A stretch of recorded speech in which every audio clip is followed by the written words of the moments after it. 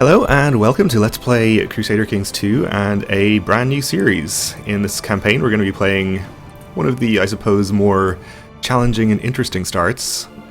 We're going to be playing as this guy here, Satrap Jimafuta of the Zunbil satrapy. This is interesting in that we get to play a minority religion. It's the Zunist pagans, which we will go and have a look at right now. We have the Zunist faith. Zun, the giver of justice, is the sun god originally worshipped by the Zunbil dynasty in Afghanistan. Zun embodies wisdom, power, fire, and the light that drives away the night. Defining features in-game, we can declare subjugation wars against other pagans, which is not relevant to us because there are no other pagans in this area. We're surrounded by, let's see, mostly Zoroastrians who are in the process of being converted to Muslims, and of course actual Muslims, and Buddhists, and Hindus and Jain characters when we get a bit further to the east here, but no pagans, so that's not going to be relevant. Rulers are limited to Gavelkind succession, which actually is not the case for Zunist in particular. I think that's just a standard thing for most pagan religions, but we actually have a different succession available, which I will get to in a moment. And we're inferior at conversion and vulnerable to non-pagan missionaries, which is also true of other pagans. We also have increased levy size by 30% and increased heavy infantry attack and defense, which is hopefully going to be pretty useful to us because we're going to need all the help we can get. We are, of course, going to want to reform the religion as quickly as possible, though it might be quite slow, even if we make the best effort we can. We have the two religious sites close by here, and the third and fourth, unfortunately, are very far away. One in Baghdad here and the other in Cairo, far to the west. So these three are sort of within reach, the other ones less so. We have 4 counties, of which 3 are actually Zunist. We're probably not going to be able to convert any other counties, so we're just going to have to deal with having counties of the wrong religion for quite a long time. But let's take a look at what our character is like and what kind of air we have and that kind of thing. So our character is pretty bad. We are pretty below average in basically every respect, so that's not great. But let's see, our son is not much better than us. Though actually, speaking of the succession laws, we can change to ultimogeniture, which will give us a different heir and is definitely better than Gavelkind. So we'll go ahead and do that immediately, I think. And while we're on this screen, we can go straight up to low centralization, which will increase our domain limit.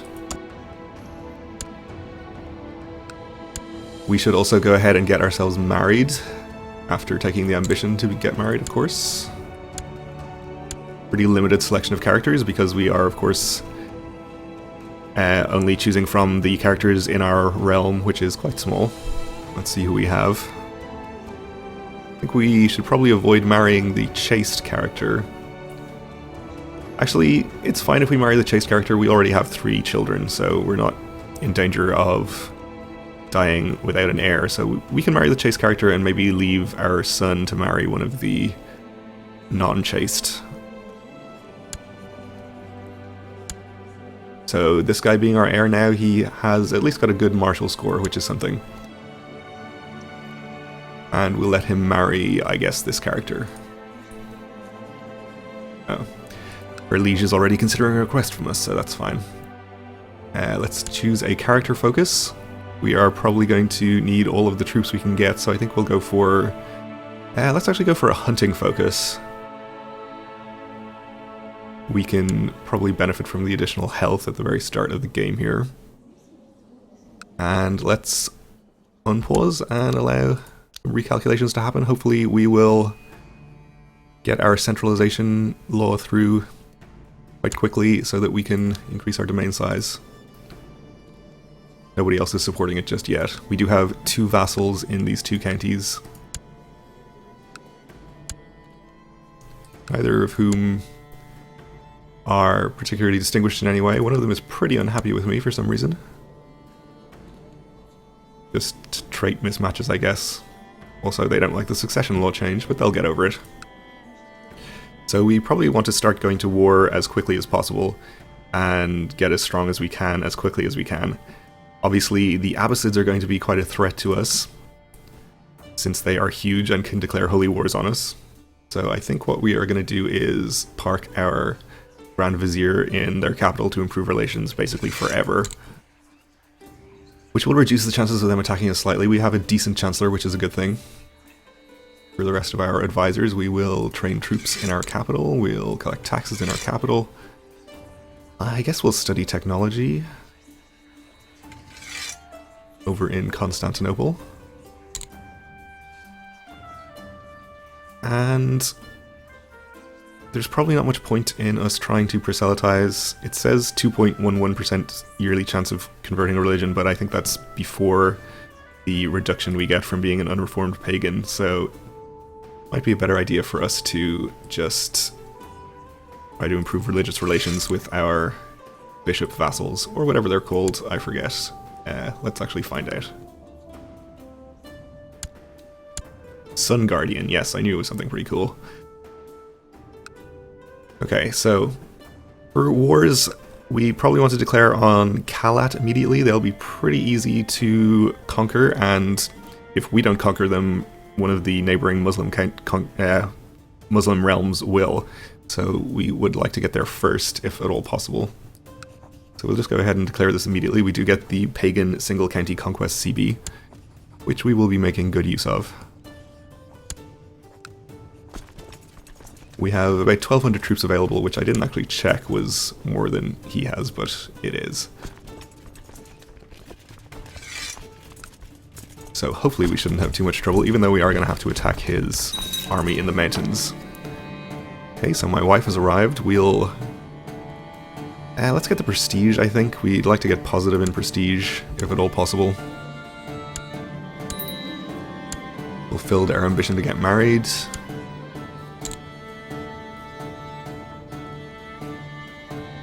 We'll take the ambition to amass wealth, I guess. We're not too likely to become king of Afghanistan on this character. But we might save up 500 gold.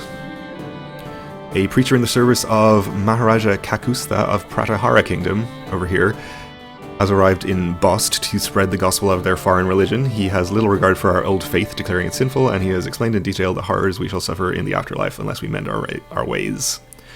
Well, we'll tell him that there are horrors to suffer in this life as well, I think. Obviously, we would like to keep our religion and throw him in the dungeons. And there goes our centralization law, so we can keep our second county. We would like to ransom this preacher if we can. Fortunately, I guess we can't right now. We'll wait until his liege has enough money to ransom him, which I'm assuming is a problem here. Karkota Kingdom, sending us a preacher as well, into the dungeons with him. He is headed down here, okay. Well, if we don't have to fight his army,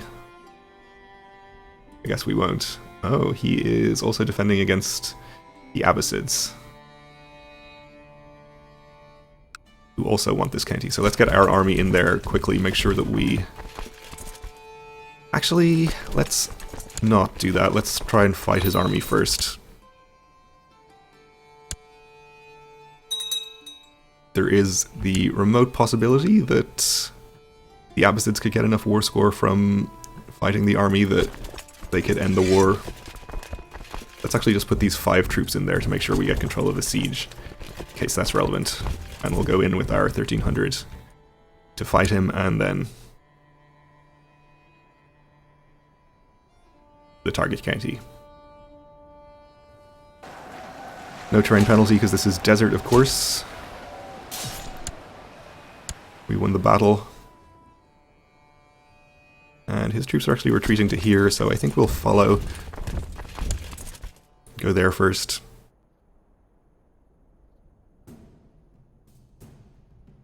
So after we've conquered Kalat, we probably want to turn our attention to here. He is defending against the Caliph. Oh, he's been called into the war against Kalat, so he's not being conquered himself. This guy is probably a bit out of our league for a while. Actually, not that far out of our league. We do, of course, have the 30% levy bonus, so we'll be able to punch above our weight a little bit.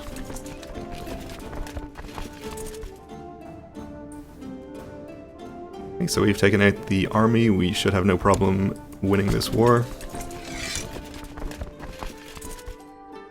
up to 60%, and there's actually only one holding here, so one siege will definitely do it.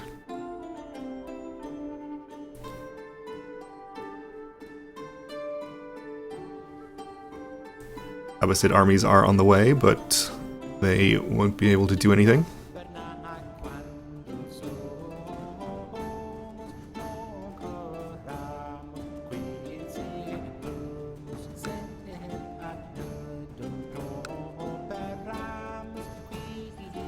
So after this war we would like to hold a Festival of the Sun, but I think we need, yes, 100 prestige to be able to do it, so I don't think we're going to get there from this war, but we'll see. Maybe we'll gain some from hunting events. Lately you have heard persistent rumors from peasants and travelers in the wilds that a strange mythical beast has been sighted in your realm. It's a white tiger, powerful and elusive. The common folk claim it comes from another world, and that the hunter who claims it will be imbued with divine power. We will send people out to find it.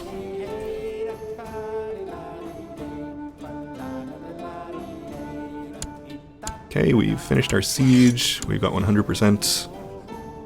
We will get 100 prestige from this, but that of course won't bring us up to 100 since we were negative. But we have gained another county, which I guess we will just give away since it's worse than the 2 counties we currently own. Let's see then, we want men who are not rulers.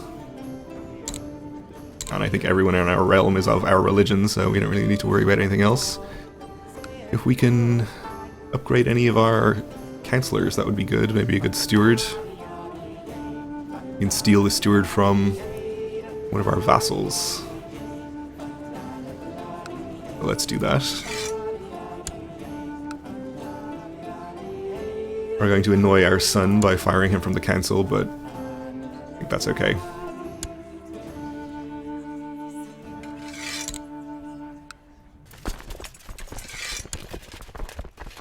Okay, so this gives us access to here for Conquest Wars, which may not be relevant right now. He's actually not that strong, and he is undergoing a revolt at the moment, so we'll maybe keep an eye out there in case there's an opportunity. I don't think we can actually attack you right now either, since he's got 1300, which is about equal to what we have. We might wait for our levy to replenish just a little bit.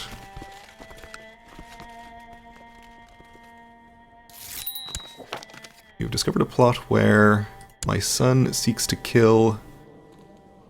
Who are you seeking to kill? My other son and heir?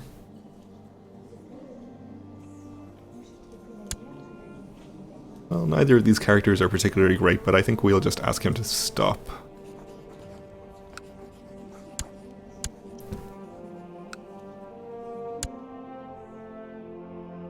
Instead of righteously imprisoning him. He's very unhappy, mostly because of the succession law change. And also we fired him from the council. Maybe we should have just imprisoned him to be on the safe side, since he's probably going to cause us more trouble. We could also potentially attack this guy up here, if he's weak, which he actually is right now. 900 men. I think that's probably going to be our best opportunity. Everyone else is stronger. So I think we have access to either of these counties, both of which are pretty equal, I think. May as well go for this one.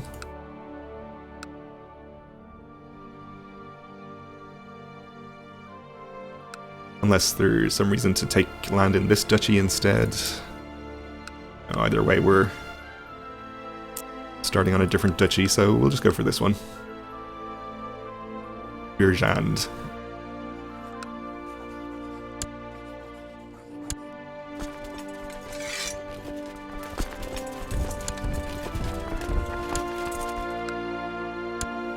Okay, we should probably try to improve his opinion somewhat. We can award him some honorary titles. We'll name him Champion, that's a pretty cool title. Should be happy about that. Our heir is not married, which is something we should take care of. I think this is actually probably the best character for him. Fortunately, is going to lose some prestige from that, but wouldn't be too big a deal.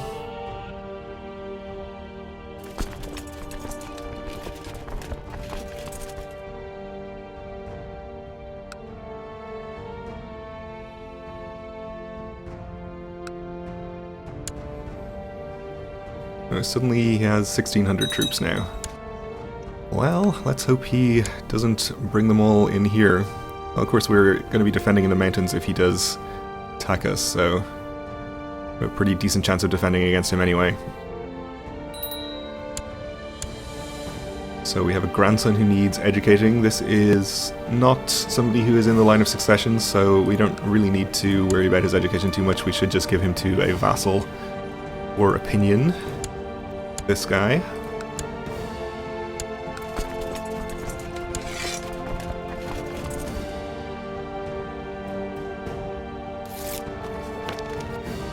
You have improved opinion with the Prince of the Abbasid Empire, which is not who I want to work on. I guess they've moved their capital next door to Baghdad.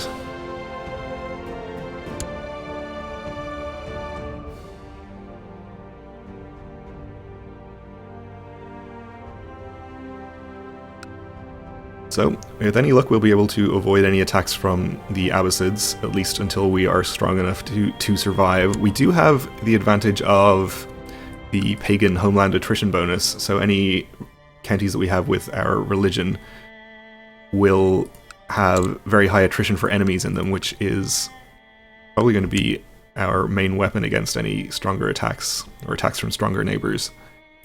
Unfortunately, that is going to be basically just these 3 counties forever, since we are not going to be able to convert anything while we're unreformed. The ideal thing to happen with the Abbasids, of course, would be for them to undergo a catastrophic collapse and fracture into 1,000 individual states. You collected a tithe, which is very good. Also, with the wrong religion provinces, we are going to have revolt risk, and especially in the early stages here where our levies are quite low, that can be quite a problem if we get a strong religious revolt. So we'd like to keep at least some amount of money on hand that we can afford to hire mercenaries with. Okay, the Abbasids are at war, attacking the Umayyad Emirate. I see. Well, that's fine.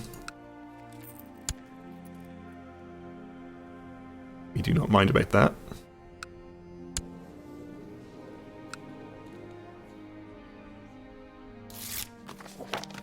And you have improved relations with Caliph. Not particularly far, but it's a good start.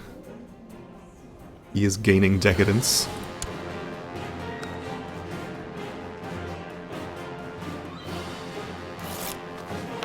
And you did it again, well done.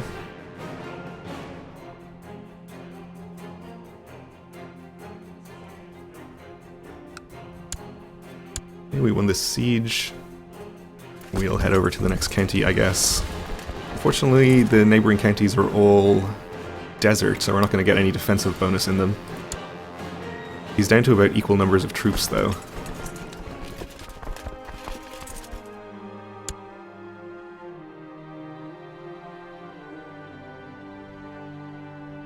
And we are going to be gaining ticking war score now from controlling our target county. Oh, and he's actually heading here to try and siege it back. Let's see if we can stop him doing that.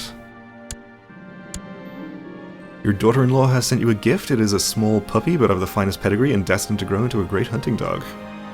We will accept the gracious gift, giving it extra diplomacy and health. And we'll name him Faithful, I guess. So you're going to get there on the 6th of June. We're going to get there a whole month later, but we have twice his numbers, and yes, that did persuade him to not go there. Okay, he's getting pretty happy with us now. So this is mountains, I mean, not mountains, rather, so we should be able to go in there and attack him. Give us extra war score.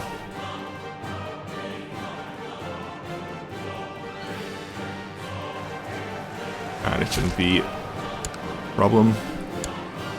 Captured some prisoners too. I guess we'll follow and try to wipe out his army. See if we can ransom these prisoners. These are actually the creatures that were sent to us, not the prisoners we just captured.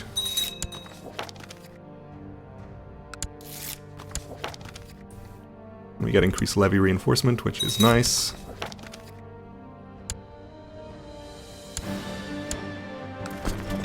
Okay, and we're up to 63% from those battles. I guess we just don't get those prisoners that we supposedly captured? Okay. Your dog is growing quickly and is no longer a little puppy. He runs fast and has a keen nose. He bites hard too, as several of the dog handlers can testify. We gain 10 prestige, up to 40. We should get over 100 and be able to hold a Festival of the Sun. You have annoyed a mayor. That's fine. Gain more gold.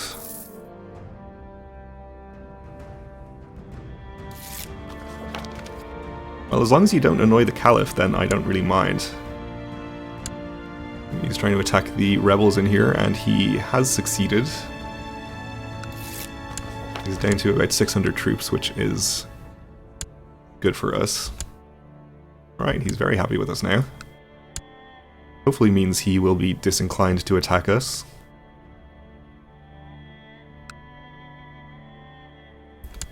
The army from here, what are you up to?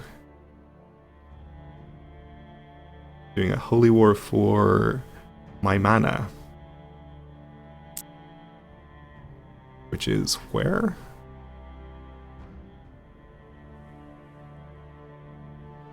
I have no idea. Oh well.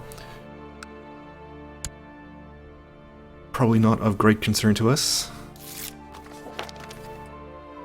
Gain some free technology from Constantinople.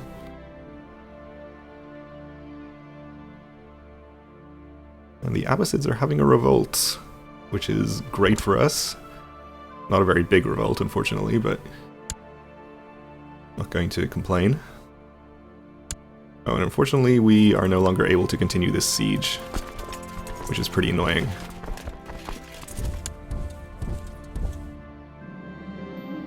If my opinion ruled, the world would be a more chaotic but fun place. If I keep following the laws, the world will have less chaos, but also be less fun. Well, I think we want to be arbitrary, so we will become just instead. Which we did not, but that's okay. Chief Kahandar's justice has brought peace to a troubled province. Fewer crimes are committed, and fewer complaints are heard in the province. The peasants have never been happier. I am glad to hear that. He has sympathy for Indian religions. Alright, so his revolt is over. He's just raised what looks like mercenaries, I guess, here.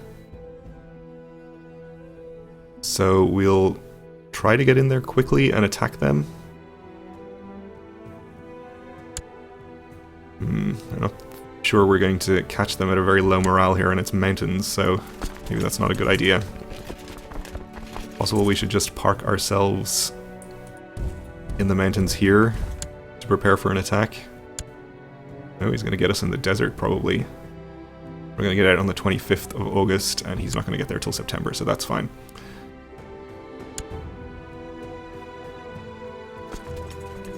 Yeah, we could get another 600 or so troops from releasing and re-raising, but it will take us a while to get back here.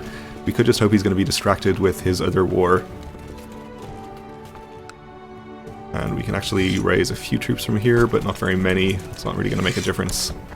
Okay, I think we'll have to try and release and re-raise.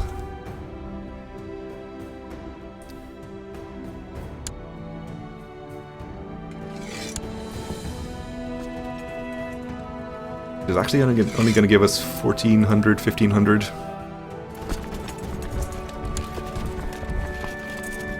Not enough to really fight him in the mountains here, unfortunately.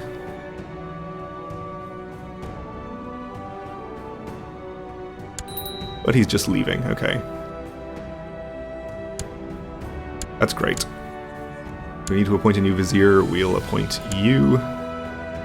Send you off to improve relations with the Abbasids, who have moved their capital again, incidentally.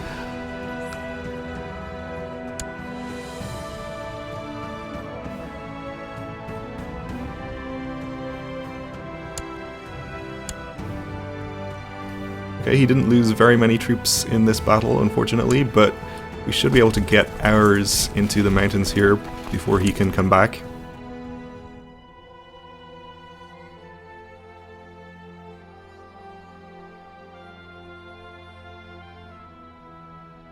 He'll hopefully lose a few more in one more battle with Bamiyan, and then not be able to attack us here, which would be great. But we are going to have to continue this war and everything else in the next episode, because we're out of time here. So if you would like to support the series and the channel in general, clicking the like button is a really good way to do that, especially on the first episode like this.